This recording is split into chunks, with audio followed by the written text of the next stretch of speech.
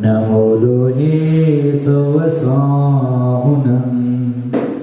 वन्दितु सर्वसिद्धि दुःखमलं नवमं गणपते उचामि समयपाहुड मिनमो सुध केवली भणिदम्।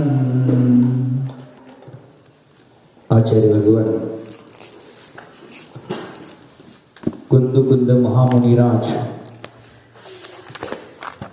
ग्रंथराज समयसार जी के माध्यम से निज स्वरूप का व्याख्यान कर रहे हैं और निज स्वरूप को समझने के पहले, जीव के स्वरूप को समझने के पहले अजीव का स्वरूप भी समझना जरूरी है। आचार्य महाराज जी ने विगत गाथा में कहा है कि रागादि जीव का स्वरूप नहीं है, वह तो पुद्गल द्रव्य का स्वरूप है। और जो आत्म के स्वरूप को न जानते हुए पुद्गल के स्वरूप को ही अपना मानकर, राग द्वेष को अपना मानकर, शरीर को अपना मानकर उसमें ही आसक्त होकर निज स्वरूप को भूल चुका है। आचार्य भगवान कहते हैं कि संसारी जीव का यह सुख है, वासना मात्र है। वासना का यह अर्थ तृष्णा है, वह एक प्रकार की लोलुपता है। और तृष्णा में, लोलुपता में वस्तुतः सुख नहीं होता है। आचार्य महाराज कहते हैं कि वासना में सुख खोजना यह सुख नहीं, वास्तविक दुख है और सुखाभास है। आचार्य भगवान पूज्यपाद देव ने सर्वार्थ सिद्धि ग्रंथराज में प्रविचारा शब्द का अर्थ किया है। पीड़ा प्रतिकारः प्रविचारः, अर्थात पीड़ा का प्रतिकार मात्र है, प्रविचार वास्तविक सुख नहीं है, दुख का प्रतिकार मात्र है। इसमें सुख मानना यह संसारी जीवों की मान्यता हो सकती है, लेकिन उसमें सुख नहीं है। उदाहरण के लिए कहा जाए, किसी को क्षुधा है, क्षुधा की पीड़ा है, किसी को पिपासा है, पिपासा की पीड़ा है, और इसका प्रतिकार करना आवश्यक हो जाता है। क्षुधा का पीड़ा है, उसको प्रतिकार करने के लिए भोजन देते हैं। पिपासा की पीड़ा का प्रतिकार करते हेतु उसको पानी देते हैं। आप स्वयं दृष्टि लगाना चाहिए, विचार करना चाहिए, तो कीजिए कि आपने तो पीड़ा का प्रतिकार किया है। इसमें यदि कोई सुख का अनुभव करना चाहता है, उसमें सुख मानने लगता है, तो ये मात्र मान्यता है। पीड़ा का प्रतिकार किया, लेकिन पीड़ा अभी तक नष्ट नहीं हुई। क्षुधा का पीड़ा होने लगा था, तो उसके लिए भोजन खिलाकर कुछ समय के लिए उस क्षुधा की पीड़ा का प्रतिकार किया। कुछ समय के बाद पुनः वह हमें सताती है। प्यास लगती है तो उसका प्रतिकार करने के लिए पानी पीते हैं। कुछ समय के बाद पुनः वह हमें पीड़ा देती है। यह प्रतिकार मात्र है, और प्रतिकार में हम सुख का अनुभव करेंगे, सुख मानने लगेंगे, तो ये गलत है। वेदना हो रही थी, भूख सता रही थी, प्यास सता रही थी, लड्डू खा लिया, किसी ने बाटी खा ली, किसी ने रोटी खा ली, किसी ने पानी पी लिया, किसी ने जूस पी लिया, किसी ने कोल्ड ड्रिंक्स पी लिया। ये मात्र कुछ समय के लिए पीड़ा का क्षमण हो गया, परंतु पुनः वह पीड़ा हमें सताती है। ये भोग हैं और रोग के समान हैं। आचार्य भगवंतों ने कहा है, पूज्यपाद देव इष्टोपदेश ग्रंथराज में कहते हैं, वासना मात्र मैवे तत् सुखम दुखम च देहिनाम तथा हृदय वेदयजन्ते भोगा रोगा युवापरि। ये भोग है, रोग बढ़ाने वाले हैं, ये भवरोग रोग बढ़ाते हैं। तो इसलिए आचार्य भगवंतों ने कहा है कि शुदा रोग से हमें मुक्त होना है। जो पर द्रव्य में हमने सुख की कल्पना की है, उस पर द्रव्य में जो सुख मान रहे हैं, भोगों में सुख खोज रहे हैं, उससे अलग होना है। जो इंद्रिय सुख है, रसना इंद्रिय का सुख हो, स्पर्शन इंद्रिय का सुख हो, घ्राण इंद्रिय का सुख हो, कर्ण इंद्रिय का सुख हो, चक्षु इंद्रिय का सुख हो, ये सभी सुख हैं कर्म के उदय से उत्पन्न होने वाले हैं। लेकिन आत्मिक सुख है, उसको कर्मों की अपेक्षा नहीं होती है। इसीलिए तो समझ जा कि कर्मोदय से उत्पन्न होने वाले राग द्वेष तेरे नहीं है, कर्मोदय से उत्पन्न होने वाली इंद्रियां तेरी नहीं है, कर्मोदय से उत्पन्न होने वाला शरीर तेरा नहीं है, और कर्मोदय से बाह्य सामग्री मिल रही है, वह भी तेरी नहीं है। आचार्य भगवान समंत भद्र स्वामी जी ने ग्रंथराज रत्नकरंडक श्रावकाचार्य जी में कहा है, कर्म पर वसे शांते दुखे रणंत ऋतोदये पाप बीजे सुखे नास्ता श्रद्धानां कांक्षना स्मृता। माने पंचेंद्रिय संबंधी जो सुख है कर्म पर वसे, अर्थात कर्मोदय के आश्रित है, कर्म से आधारित है, ये हमेशा नहीं बने रहते, किंतु शांति माने अंत से सहित है। कर्मोदय से उत्पन्न होने वाला सुख भी अंत से सहित है, और कर्मोदय से उत्पन्न होने वाला दुख भी अंत से सहित है। इन सुखों को जब भी भोगोगे तो भोगते समय तो अच्छे लगेंगे, इसका परिपाक अच्छा नहीं होता। जब भोग भोगते तो अच्छा लगता है, लेकिन उसका फल है, परिपाक है, अच्छा नहीं होता। क्या है? दुखे ऋणंतरितोदय, माने जो भोग कर्म उदय से हमें प्राप्त हो रहे हैं, उसको जब हम भोगते हैं तो अच्छा लगता है, सुहावना लगता है, लेकिन उसका परिपाक है, उसका फल है, वो हमें दुख देने वाला है। दुखे ऋणंतरितोदय, ये सुख है भीतर से दुख से खुले हुए हैं। ये भोगों में जो सुखों की कल्पना करते हैं वो दुखों से खुला हुआ है। जैसे आपको कोई पीड़ा होती है, शारीरिक रोग होता है, और शारीरिक रोग दूर करने के लिए दवाई खाते हैं। दवाई कड़वी होती है, कड़वी दवाई हम पचा नहीं सकते, तो डॉक्टर उसको क्या करता है? शुगर कोटेड बना देता है। हमारा जो भोगों में सुख मान रहे हैं ना, वो शुगर कोटेड है। ऊपर से शुगर की मिठास तो जरूर है, लेकिन दवाई जब अंदर जाती है तो कड़वा काम अपना कर देती है। उसी प्रकार हमारे भोगों का सुख है, वो शुगर कोटेड है, ऊपर से सुख जैसा प्रतिभासित हो रहा है, लेकिन अंदर जाता है तो उसका फल है, उसका परिपाक है, वो दुख रूप है। देख लेना, जिस प्रकार रोगी को कड़वी औषधि देना है, लेकिन रोगी यदि सीधे खा नहीं सकता है, इसके गले से उतर नहीं सकती है, तो हम बोलते सीधा गले में रखो और गटक जाओ। गले में नहीं रख सकते, सरका नहीं सकते, तो चबा लो। अब चबाने से ज्यादा कड़वी लगेगी, चबाने से ज्यादा कड़वी लगेगी, लेकिन चबाने से अधिक कड़वी लगती है, मुंह कड़वा हो जाता है, कभी कभार उल्टी भी हो सकता है।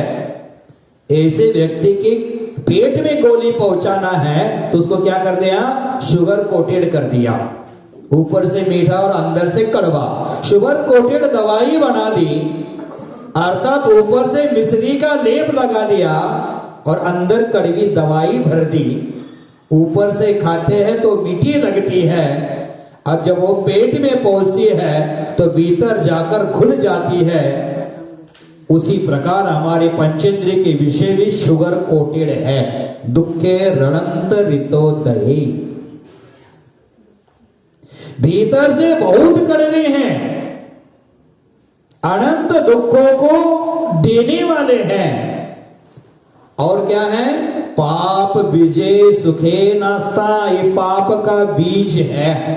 भोग भोगते समय में अच्छा लगता है, कर्मोदय से जो बाह्य सामग्री मिलती है उसका भोग भोगते समय हम हर्षित होते हैं, लेकिन वही पाप का बीज है। बीज बोया है पाप का, फल पुण्य का लगेगा क्या?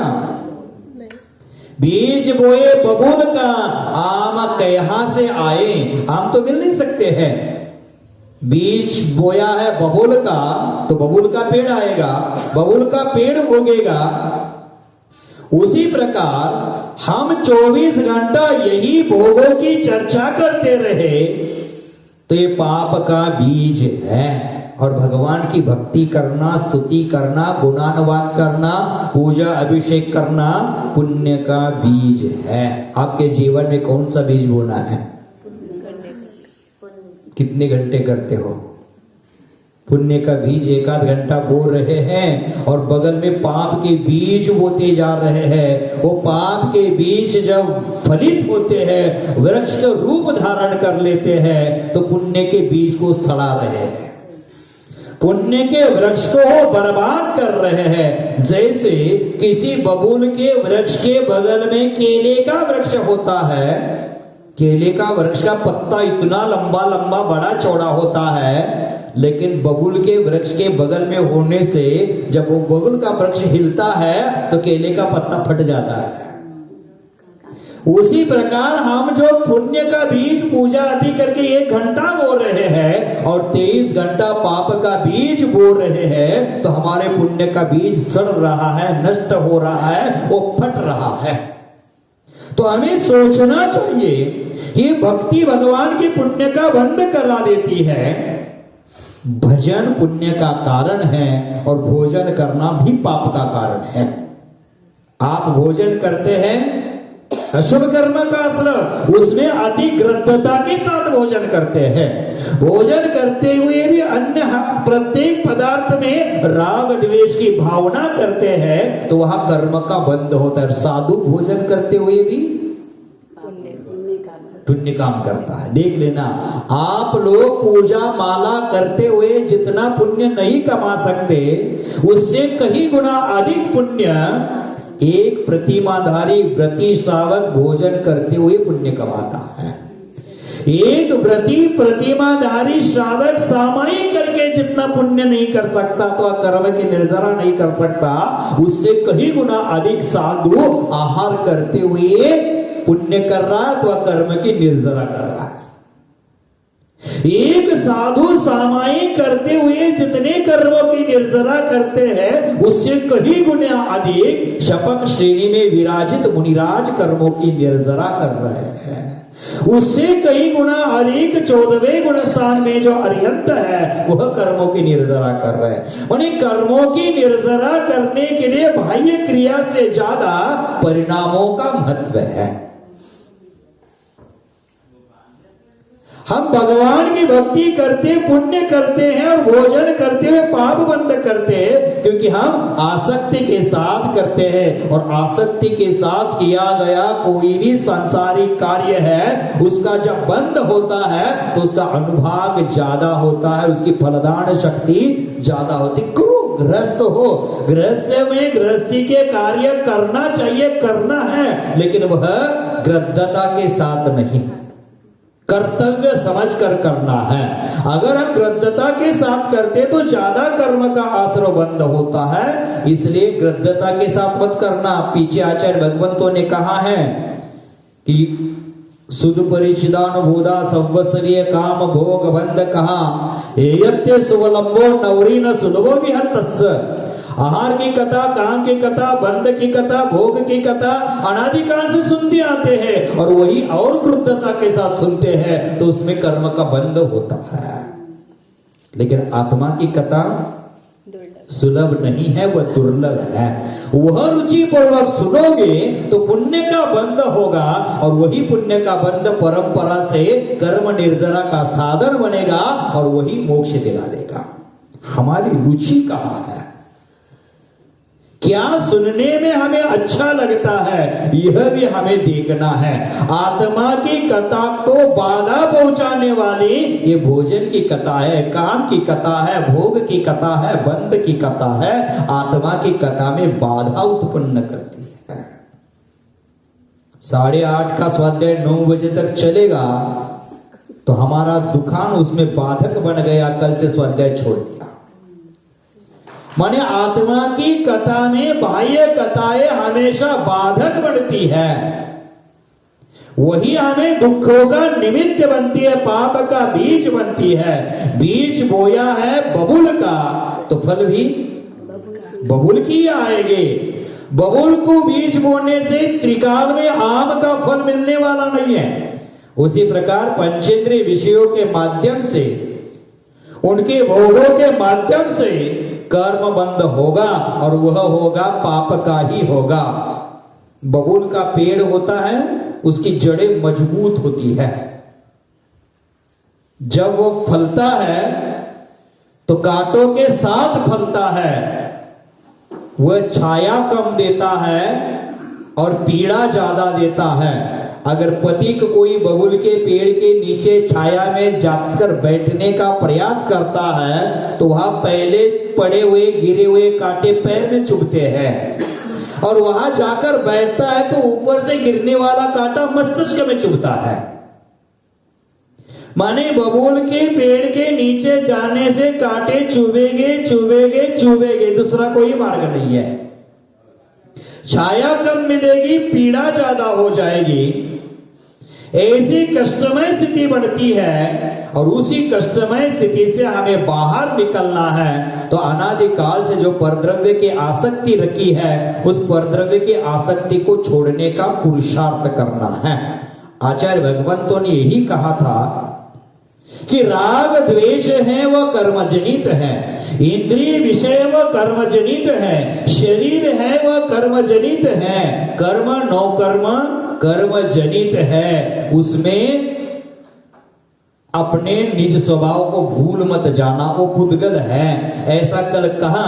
पुनः शिष्य प्रश्न पूछता है, हे भगवान आपने कर्मों को, आत्मा को कर्मजनित नहीं कहते हुए पुद्गल को कर्मजनित कहा है, राग द्वेष को कर्मजनित कहा है, तो फिर अतः गाथा देखना है 50 नंबर की है ना।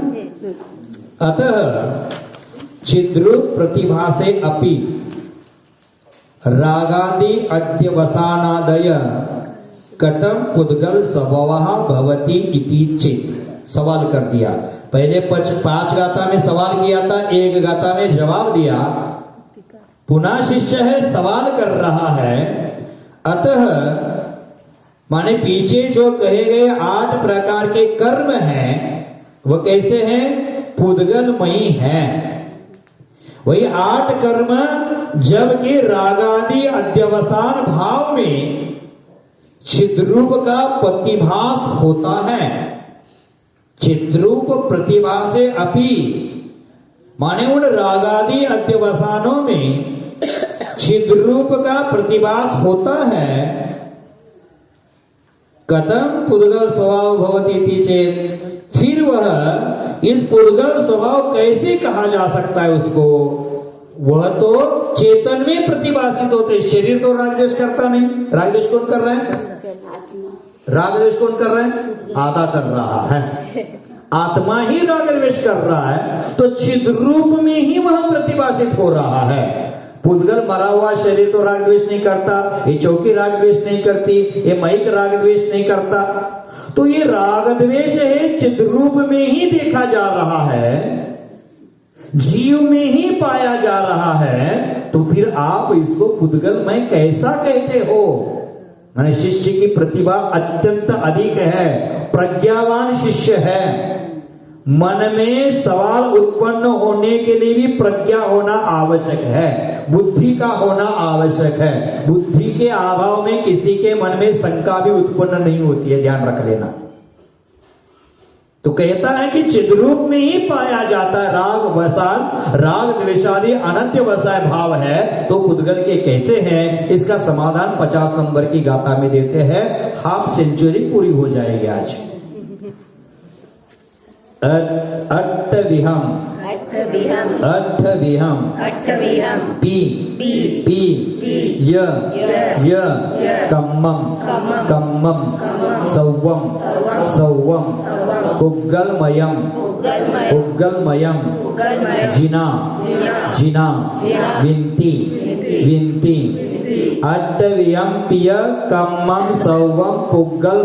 जिना विंति अट्ठवियम पिय कम्मम सौवम पुग्गलमयम जिना विंति जस्स फलम तम उच्चदी दुःखम ती विपच्यमानस्य जस्स फलम तम उच्चदी दुःखम ती विपच्यमानस्य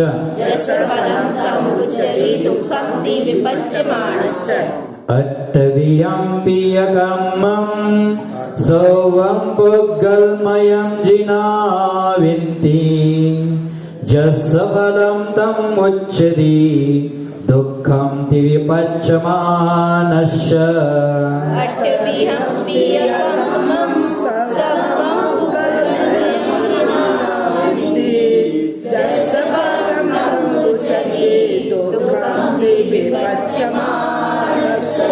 और एक बार अट्ठवियं पियकम्मं सौवं पुग्गलमयं जिनाविन्ति जस्स फलं तम् उच्चति दुःखं ति विपच्यमानस्य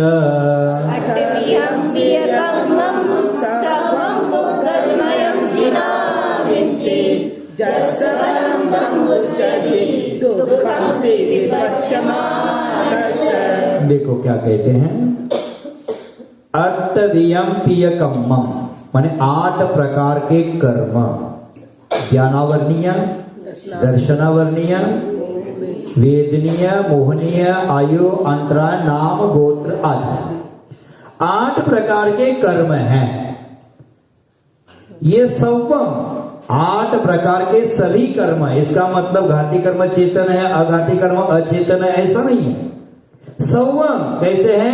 पुग्गलमयम 8 प्रकार के कर्म, 8 प्रकार के कर्मों की 148 प्रकृतियां, 8 प्रकार के असंख्यात लोक प्रमाण कर्म परमाणु सब कैसे हैं?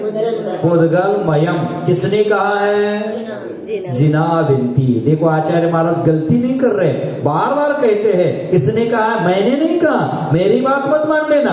बाबा वचनम प्रमाणम नहीं है, या सम्यक वचनम प्रमाणम की चर्चा है। तो जिनाविन्ति किसने कहा है? जिनेन्द्र देव ने कहा है, सर्वज्ञ देव ने कहा है, केवली भगवंतों ने कहा है। क्या कहा है? ये सभी 8 प्रकार के कर्म हैं। तो कह रहा है कि चिद्रूपी है, चेतना में ही उत्पन्न होते राग द्वेषादि अध्यवसान, फिर भी यह सभी कर्म कैसे हैं? पुद्गलमय है, ऐसा जिनेन्द्र देव ने कहा। और क्या? जस्स फलम तो उच्चति दुःखम। क्या है? क्योंकि जब वह कर्म उदय में आते हैं तो उन सभी कर्मों का उदय कैसे है? दुख स्वरूप है। महाराज साता कर्म तो सुख देता है, तो आपने उसको दुख कैसे कहा? शुगर कोटेड शुगर कोटेड है, वो दुख भी है, लेकिन वह कैसे शुगर कोटेड कड़वी दवाई की तरह है। आपको वह सुख प्रतिभाषित हो रहा है, लेकिन ये सांसारिक सुख है, इंद्रिय सुख है, कुछ क्षणों के बाद वह दुख का कारण बनता है। कुछ क्षणों के बाद दुख का कारण मतलब आपने भोजन कर लिया, ठूस ठूस कर भोजन कर लिया और मल विसर्जन नहीं किया तो दुख का कारण बन गए। इसी प्रकार जो इंद्रिय सुख है वह कालांतर में दुख का ही कारण है। इसलिए कर्म का उदय है वह सब क्या है? दुखम। जस फलंत उच्चति दुख, माने वह क्या है? दुख ही है। उस कर्मों का फल दुख यति विपच्यमानस्य। विपच्यमानस्य माने विशेष रूप से देखा जाए तो वह सभी कर्मों का फल है। वो फल विपच्यमानस्य माने फल है, वो कैसे है? दुख रूप ही है। संसार में जो सुख समझते वो भी क्या है? दुख ही है, दुख ही है। फिर भी हम माने वो क्या है? प्रविचारा शब्द का अर्थ सर्वार्थ सिद्धि में पूज्यपाद देव ने क्या कहा है? अभी कहा है कुछ समय के लिए पीड़ा को रोकना। हमने कुछ समय के लिए पीड़ा को रोका है, बाद में वह पीड़ा पुनः उत्पन्न हो गई। भूख लगी, रोटी खा लिया, बाटी खा लिए, कुछ समय के बाद पुनः दुख है, पुनः भूख है, पिपासा है, पुनः दुख है, पुनः इंद्रिय के कितने भी विषय हो। अभी ठंड लग रहा है, आपने स्वेटर पहन लिया है, जैकेट पहन लिया है, कान पैक कर लिए, पैर पैक कर लिए, हाथ पैक कर लिए, सब पैक कर लिए और हॉल भी पैक कर लिए। जिस प्रकार ठंडी हवा आती है इसलिए दरवाजे खिड़की बंद करके हॉल को पैक कर लिया, उसी प्रकार कर्म आते हैं ऐसा सोचकर आश्रव के द्वारों को ही पैक कर लेते तो संसार कब का कब छूट जाता। लेकिन आश्रव के द्वारों को हमने आज तक बंद ही नहीं किया, खुला छोड़ा है, होता जा रहा है, होता जा रहा है। या ठंड से बचने के लिए दरवाजा पैक कर दिया, स्वेटर पहन लिया, जैकेट पहन लिया, ऊपर से शॉल ओढ़ लिया, और यही मार्च महीना आ जाएगा तो माने आज हमारा वह स्वेटर सुख का कारण है, मार्च मास में वही दुख का कारण। आज शीत लहर की पीड़ा को रोकने का काम उस स्वेटर ने कर दिया। उसी प्रकार हमारे सांसारिक जो भी सुख है वो कुछ समय के लिए दुखों को छुपाते हैं और उसको यह सुख मानते हैं, लेकिन वह सुख भी क्या है? दुख का ही कारण है। आप मीठा मीठा व्यंजन खाते हैं, मीठे पदार्थ खाते हैं, मुंह में है तब तक मीठा लगता है, गया घाटी हुआ माटी, उसके बाद उसका कोई वैल्यू नहीं है। पेट में जाने से गया घाटी हुआ माटी, उसका कोई वैल्यू नहीं होता।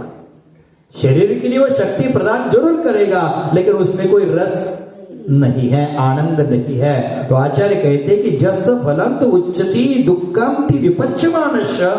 जब उस कर्मों का फल उदय में आता है तो फल क्या है? दुख ही देने वाला होता है, सुख देगा नहीं। कर्म पर वसे शांते दुखे रणंतरितो नहीं।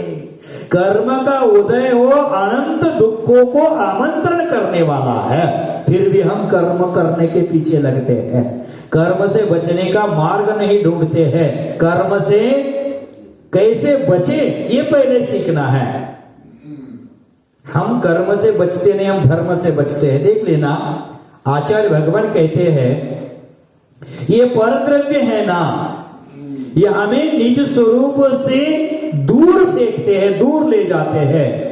जो मूढ़ अज्ञानी है वे ही परद्रव्य को स्व कहते हैं। जो मूढ़ अज्ञानी प्राणी है वही परद्रव्यों को स्व कहने का दुस्साहस करते हैं। जो ज्ञानी है, प्रज्ञावान है, बुद्धिशाली है, वह जीव निज के विकृत परिणाम को स्व का स्वभाव नहीं कहते हैं।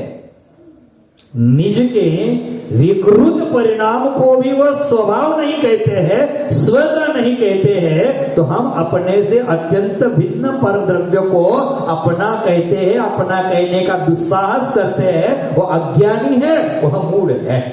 राग द्वेष हो रहे, किसके है राग द्वेष? आत्मा के ही विकृत परिणाम है, आत्मा का ही विभाव परिणाम है। ज्ञानी जीव उसको भी अपना नहीं मानते हैं, और अज्ञानी जीव राग द्वेष के साथ साथ राग द्वेष की जो वस्तुएं है, परद्रव्य है, उसको अपना मानते हैं, उसी परद्रव्य को अपना मानते हैं, अपना समझते हैं। इसी कारण से संसार में वह दुखी है। आचार्य कहते हैं कि ये जब 8 कर्म पुद्गलमय है, उसका फल हमें दुख देने ही वाला है, तो उस कर्मों के पीछे हम क्यों लगे? वो जो बांधे हुए कर्म है उसकी निर्जरा करने का प्रयास क्यों नहीं करते? 8 कर्म है, कल भाई जी ने कहा था 8 कर्म में 2 ही कर्म पर वर्ण शब्द लगता है, ज्ञानावरण, दर्शनावरण। बाकी कर्मों को छोड़ दो, ज्ञानावरण कर्म है, इस ज्ञानावरण कर्म का हरण करना है तो समीचीन ज्ञान का और समीचीन दर्शन का वर्ण करना पड़ेगा, स्वयंवर करना पड़ेगा हमें, तभी जाकर हम ज्ञानावरण दर्शनावरण कर्म के विपाक से बच करके ज्ञान दर्शन स्वरूपी आत्मा को पहचान सकते हैं, उसका अनुभव कर सकते हैं। तभी जाकर मोक्ष महल में हम तोरण बांध सकते हैं, नहीं तो हम संसार में ऐसे ही भ्रमण करते रहेंगे। टीकाकार जयसेन महाराज जी कहते हैं, अट्टविहंपि य कम्मं सौवं पुग्गलमयं जिना विन्ति। इसका ये आगे अर्थ करेंगे, सर्वं अष्टविधं अपि कर्म पुद्गलमयं भवति इति जिना वीतराग सर्वज्ञा ब्रुवंती कथयंती। क्या कहा? सर्वम अष्टविधम अपि कर्मम, माने सर्व अष्ट कर्म, अष्ट कर्मों की 148 प्रकृतियां कैसे है? सभी कैसे हैं? पुद्गलमयम भवति इति, पुद्गलमय है ऐसा जिनाविंती, जिनेन्द्र देव कहते हैं। कौन जिनेन्द्र? वीतराग सर्वज्ञ।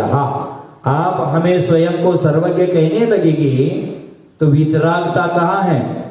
जो वीतरागी है वही सर्वज्ञ है, जो वीतरागी है वही हितोपदेशी है, जो वीतरागी है वही आगम का करता है।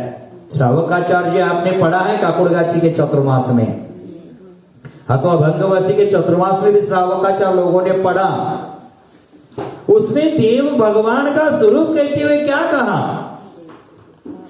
जो 18 जो सर्वज्ञ है, हितोपदेशी, आगम के कर्ता है, वही भगवान है, और वही उन्होंने जो कहा है वही बात हमारे लिए प्रमाणभूत होनी चाहिए।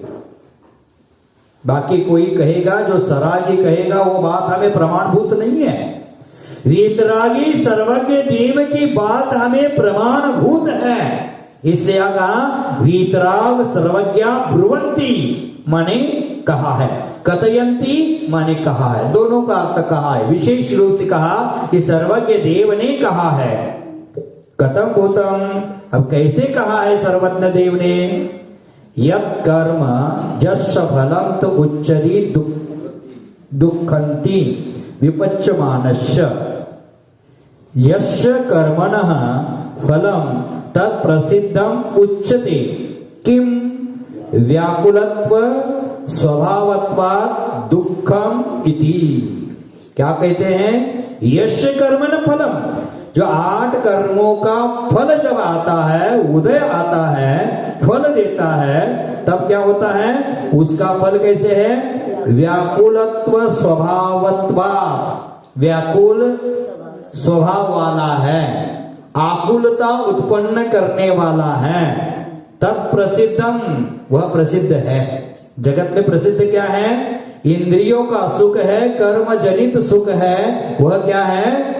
आकुलता उत्पन्न करने वाला है। इच्छा कभी अंत नहीं होती, थोड़ा सुख मिल गया तो और चाहिए, और चाहिए, और चाहिए। अंग्रेजी में 2 शब्द आते हैं, एक एंड शब्द आता है, एक एंड शब्द आता है। इच्छाओं का एंड करोगे तो शाश्वत सुख मिलेगा, और इच्छा जब एंड हो जाती है और हो जाती है तो वह दुख का कारण बनती है। आपको एंड करना कि एंड करना है? कब करोगे? कब करोगे बताओ? करना तो है। इस हॉल में तो लगता है कि अरे रे ये क्या कर रहे हैं, किसके पीछे पागल है, लेकिन जैसे ही 8:30 बज जाता है तो फिर लगता है किस समझदार के पीछे पागल है। पहले लगता है कि संसार के पीछे पागल होकर घूम रहे हैं, 8:30 बज गए तो समय सार पागल लगता है, कुछ ही साधु के पास पागल के साथ लगे हैं, ऐसा लगने लगता है। क्यों? कौन सा समय?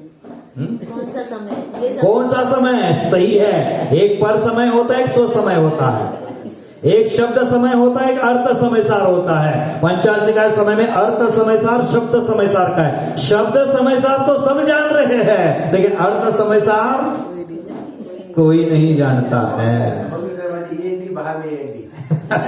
जी जी, तो ऐसा करना है कर लेना। तो आचार्य भगवान कहते हैं कि वह प्रसिद्धम उच्चते तत्प्रसिद्धम, यह प्रसिद्ध है, जगत में सब जानकार लोक प्रसिद्ध है, क्योंकि कर्म का उदय है, उसका फल है, वो कैसे आकुलता को लिए हुए है, आकुलता उत्पादक है और दुख रूप ही होता है। कोई भी इंद्रियों को सुख हो, कोई भी इंद्रियों का सुख हो, वो भोगते समय सुख लग रहा है, लेकिन बाद में आकुलता उत्पन्न करता है। जैसे नमक है, सब्जी में नमक नहीं डाला तो फीकी सब्जी आपको पसंद नहीं आती, और गलती से 2 चम्मच समझ गिर गया तो खाई नहीं जाती है। अथवा जैसे जबरदस्ती खा भी लिया तो दिन भर प्यास लगेगी, आकुलता उत्पन्न करेगी। ज्यादा मीठा खाओगे तो शुगर के लिए निमित्त बनेगा। माने हमारे लिए क्या खाना है ये सोचना है। रोज भिंडी की सब्जी खाने से क्या मतलब है? कभी कभी करेले की भी खाया करो। कभी कभी करेले की भी सब्जी खाना चाहिए ना, कड़वी कड़वी सब्जी भी पसंद आना चाहिए। तो उसी प्रकार ये कर्म का उदय है, सर्वथा हमें आकुलता उत्पन्न करने वाला ही है। अनाकुलता उत्पन्न होती है वो निजातना में है। ये कर्म के उदय से उत्पन्न होने वाला सुख है, वो आकुलता उत्पादक है, हमेशा आकुलता में हमें ढकेलने वाला है। उससे विपरीत जो आत्मा का सुख है वो अनाकुलता है, उसमें कोई आकुलता नहीं, आनंद आनंद आनंद आनंद और कुछ नहीं। बंधुओं, आचार्यों ने कहा है पर क्रिया से शून्य, पर चर्चा से शून्य, पर भावों से शून्य, पर ज्ञेयों से शून्य, ज्ञाता का निज ज्ञान और निज ज्ञान में लीन होना ही परम ध्यान है। और परम ध्यान में जो सुख है वो आकुलता उत्पादक नहीं, वह अनाकुलता उत्पन्न करने वाला है। हम कब परद्रव्य से शून्य हो जाएंगे? फिर से कहता हूं, जो नोट कर रहे उनके लिए, पर क्रिया से शून्य, पर चर्चा से शून्य, पर भावों से शून्य, पर नेयों से शून्य, ज्ञाता का निज ज्ञान में लीन होना ही परम ध्यान है। और वह आकुलता उत्पादक नहीं, अनाकुलता उत्पन्न करने वाला है। तो हम पर क्रिया से शून्य कैसे हो? हम दिन भर क्रिया कर रहे हैं, किनकी कर रहे हैं? पर की ही क्रिया करते हैं, पर की ही चर्चा करते हैं। स्वयं की कब चर्चा कर ली? पर की चर्चा में, पर भावों में हम लिप्त है, पर ज्ञेयों में लिप्त है। ज्ञाता का निज ज्ञान में लीन होना आज तक मैंने किया ही नहीं। जब तक निज ज्ञान में लीन नहीं होते हैं तब तक उसको परम ध्यान नहीं कहते हैं, और परम ध्यान के बिना कर्मों की निर्जरा नहीं है। अर्थ रोध ध्यान तो हम जिंदगी भर करते आए हैं, लेकिन परम ध्यान, शुक्ल ध्यान किया नहीं। अगर शुक्ल ध्यान करते तो आज सरस्वती भवन में बैठकर ये स्वाध्याय क्यों सुनते? केवली बैठकर समूह शरण में बैठकर सुना देते। लेकिन हमने आज तक निज ज्ञान को प्राप्त किया नहीं। तो आचार्य कहते हैं कि हमें परद्रव्य जो आकुलता व्याकुलता उत्पन्न करने वाला है उससे दूर होना है। इसलिए वह कैसे है, यश कर्मण फलम तत्प्रसिद्धम उच्यते। किम, कैसे उच्यते, कैसे कहा है, व्याकुलत्व स्वभावत्वा दुखम इति। वह व्याकुल करने वाला है, इसलिए वह क्या है, दुख का कारण ही है। कथम भूतस्य कर्मणः, कैसे प्रकार के कर्म हैं, विशेषेण पच्यमानस्य उदयगतस्य, माने विशेष रूप से जो उदय में आए हुए कर्म हैं वह दुख का कारण है।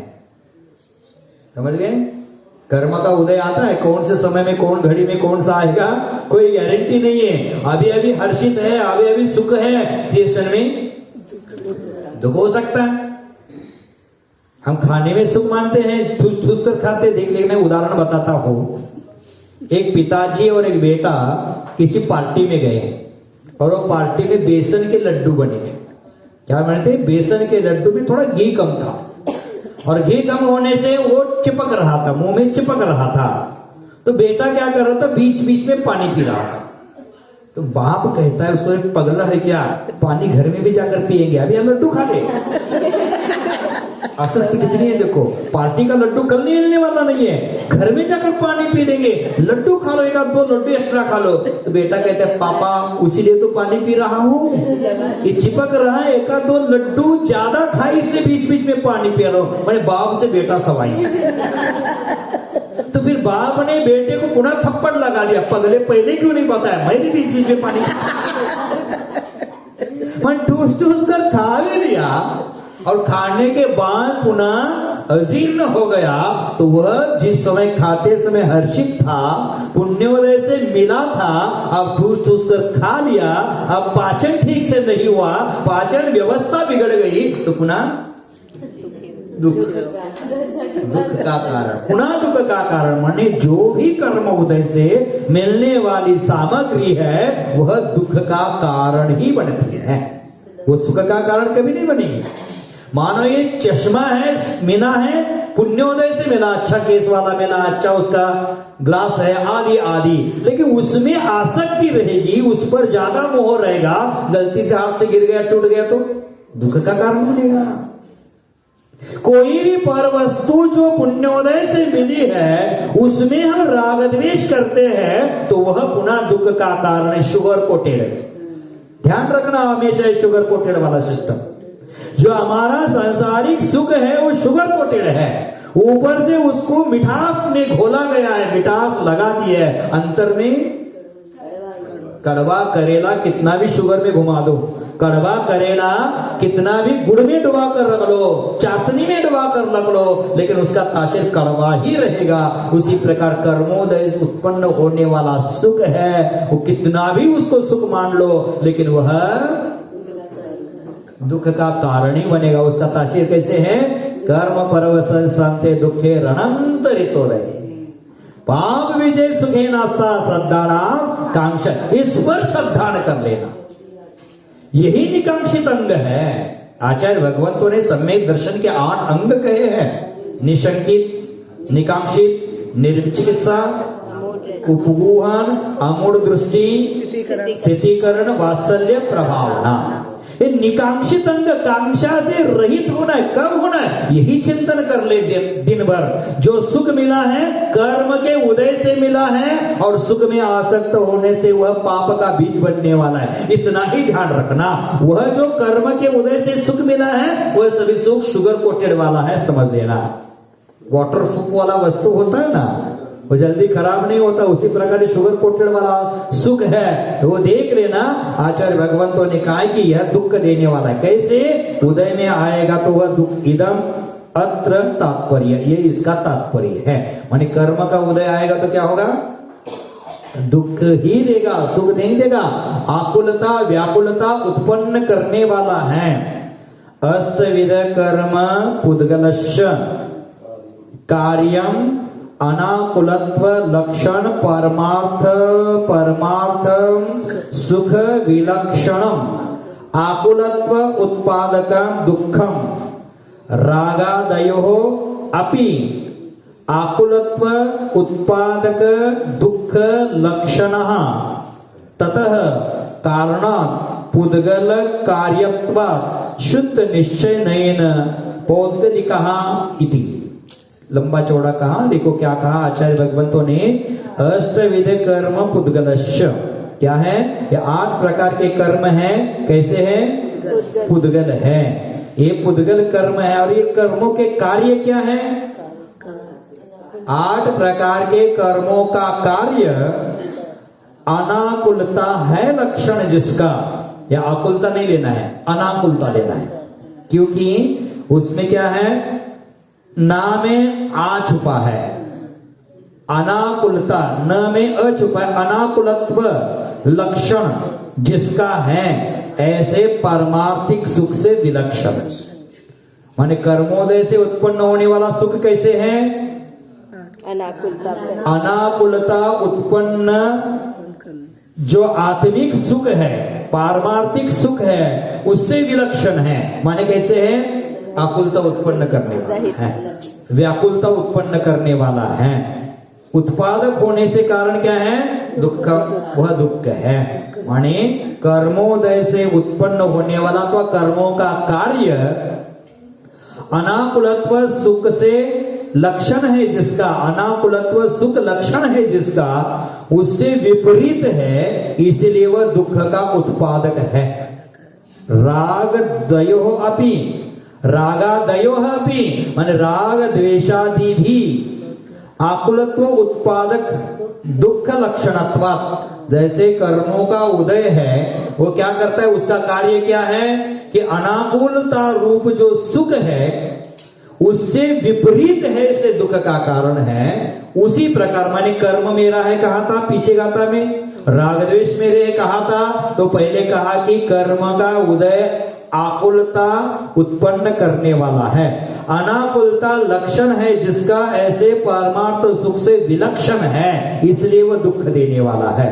अब तूने कहा था कि राग द्वेष मेरा है, तो कहते रागादय अपि, रागादय भी, राग द्वेषादि भी कैसे है, आकुलता उत्पादक दुख लक्षणत्वात्, वो भी कैसे हैं, आकुलता उत्पन्न करने वाले हैं, उसका रागादि का लक्षण क्या है, दुख ही है। इसी कारण से कारणात् पुद्गल कार्यत्वात् शुद्ध निश्चयेन पुद्गलः इति, माने पुद्गलिका इति, माने इसी कारण से क्या है, पुद्गल कार्य है, शुद्ध निश्चय से वह पुद्गल ही है। समझ गए, माने कर्म पुद्गल है क्योंकि वह अनाकुलता उत्पादक लक्षण है जिसका, ऐसे पारमार्थ से विलक्षण होने के कारण वह कर्म पुद्गल है। राग द्वेष भी कैसे है, जिसका लक्षण क्या है, ये राग द्वेष भी दुख उत्पादक है, इसी कारण से वह भी पुद्गल है। इसलिए निश्चय नहीं से देखा जाए तो राग द्वेष हो, कर्म हो, ये भी कैसे पुद्गल है। तूने चेतनागत उसको कहा ना, ये गलत है कि कर्म उदय नहीं तो राग द्वेष नहीं होते हैं। अगर तूने उसको चेतनगत कहा, चिद्रूप कहा, तो सिद्धों को भी राग द्वेष होना चाहिए क्योंकि वो भी चिद्रूप है, वो भी चेतनमय है, उनको नहीं होता है, हमें राग द्वेष हो रहा है। क्यों हो रहा है, पुद्गल कर्म का उदय है, पुद्गल कर्म का उदय है, इसलिए राग द्वेष हो रहे हैं। माने राग द्वेष का मूल जनक कौन है, जननी कौन है, राग द्वेष कर्म है। राग द्वेष का जनक जननी कर्म है और कर्म पुद्गल है, इसलिए राग द्वेष भी चेतन नहीं है, वह भी पुद्गल है। समझ जाओ, समझने में थोड़ा कठिन लगेगा, भारी लगेगा, लेकिन समझ जाओगे तो मोक्ष मार्ग और मोक्ष आसान हो जाएगा। तो कहते हैं ये निश्चय नय से पुद्गला इति 8 विधम कर्मम पुद्गल द्रव्यम एव इति कथन रूपेण गाता गता। इसी प्रकार 8 प्रकार के जो कर्म हैं वो पुद्गल ही है। एव का अर्थ होता ही, पुद्गल ही है। उसको सपनों में भी चेतन मत कहना, उसको राग द्वेष को निज स्वभाव कभी मत मान लेना, क्योंकि वह पुद्गल एव इति, पुद्गल ही है। उसको चेतन मानने का दुस्साहस मत करना। राग द्वेष कौन कर रहा है?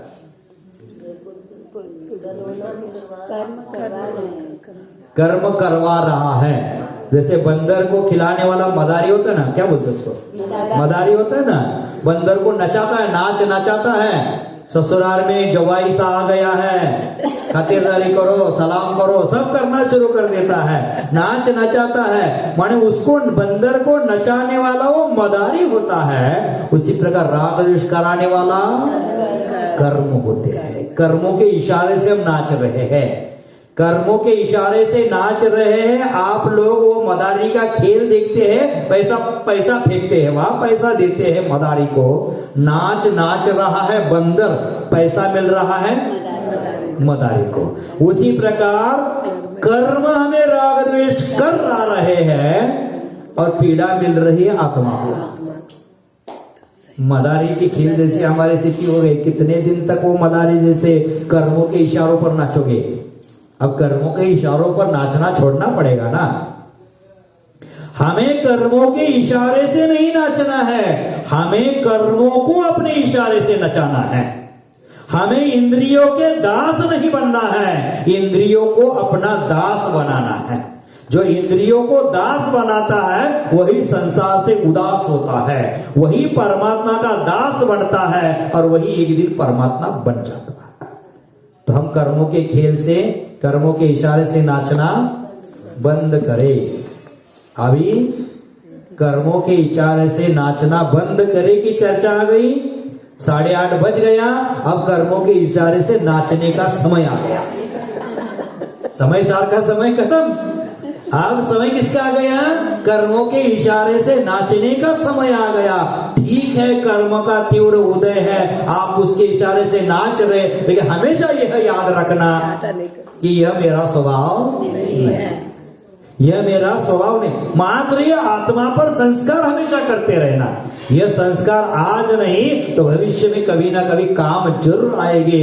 जो भी कार्य करते हैं, जो भी सामग्री पर द्रव्य की मिली है, उसको देखो, उसका भोग उपभोग करो, लेकिन उस समय भी सोचना ये सब कैसे है? शुगर कोटेड है। शुगर कोटेड ध्यान रखना, ये शुगर कोटेड दवाई है। अंदर से कड़वी है, अंदर से दुखरूप है, ऊपर से सुखरूप लग रही है, प्रतिभाषित हो रही है, लेकिन यह दुख रूप ही है। इसका फल दुखदायी। पाप बीजे सुखे नास्ता, ये पाप का बीज ही है। उस भोगों से मुझे दूर होना है। भोगा रोगा युवापदी, हमेशा याद रखना ये चीज। जब भोग भोगते हैं तो उस समय यही याद करो, ये रोग उत्पादक है, ये दुख उत्पादक है, ये पाप का बीज है, इसमें मुझे आसक्त नहीं होना है। ये आकुलता उत्पादक है, व्याकुलता उत्पन्न करने वाली है, ये रुलाने वाली है, ये रुलाने वाली है। ऐसा हमेशा विचार करना।